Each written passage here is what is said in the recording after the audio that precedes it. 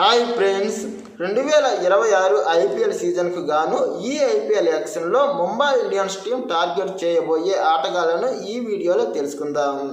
ప్రధానంగా అసలు Mumbai Indians target చేసే ఆటగాళ్ళు లేరనే చెప్పాలి.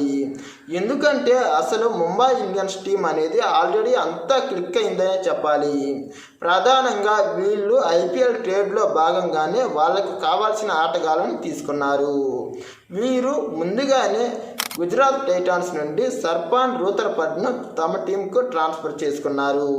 ప్రధానంగా గతంలోనే ముంబై ఇండియన్స్ టీం వాళ్ళ యొక్క టీంను ఎప్పుడో సెట్ చేసుకున్నది. కాకపోతే గత సంవత్సరం కొన్ని పొరపాట్ల మూలంగా మరియు కొందరు ఆటగాళ్ల ఫామ్ లేమి మరియు సమిష్టితత్వం లోపించడం వల్ల కాస్త వెనుకబడిపోయింది. కాబట్టి ఆ టీంను ఇప్పుడు అలాగే కొనసాగించే అవకాశం ఉంది. అంతేకాకుండా ముంబై ఇండియన్స్ టీం వద్ద పర్సులో కేవలం 2,50,00,000 మాత్రమే ఉంది. ప్రధానంగా ఈ ఐపీఎల్ యాక్షన్లో తమ వద్ద చాలా తక్కువ డబ్బు ఉన్న టీం ఈ ముంబై ఇండియన్స్ టీమే. కేవలం వీళ్ళు ఐపీఎల్ యాక్షన్లో పాల్గొన్న వీళ్ళు మాత్రం ఏ ప్లేయర్స్ని కూడా టార్గెట్ చేయరు. బ్యాకప్గా ఒకరు లేదా ఇద్దరు ప్లేయర్స్ని తీసుకోవచ్చు. వాళ్ళు కూడా 50 లక్షలు 60 లక్షలు లేదా 1 కోటి మాత్రమే, అంతే తప్ప ఎవరిని కూడా వీళ్ళు స్పెషల్గా టార్గెట్ చేయరు. ప్రధానంగా ఈ ఐపీఎల్ యాక్షన్ అనేది ముంబై ఇండియన్స్కు నామమాత్రమే. వీరు ఏ ఒక్క ప్లేయర్ను కూడా టార్గెట్ చేయరు. కేవలం నామమాత్రంగా అక్కడ పాల్గొని వచ్చే అవకాశాలే ఎక్కువ.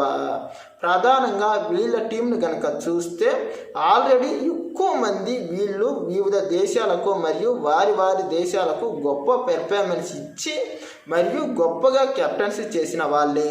ప్రధానంగా ముంబై ఇండియన్స్ బలం ఏంటంటే ఏకంగా 5 మంది కెప్టెన్లుగా చేసిన అనుభవం ఉన్న ఆటగాళ్ళు వాళ్ళ బలం.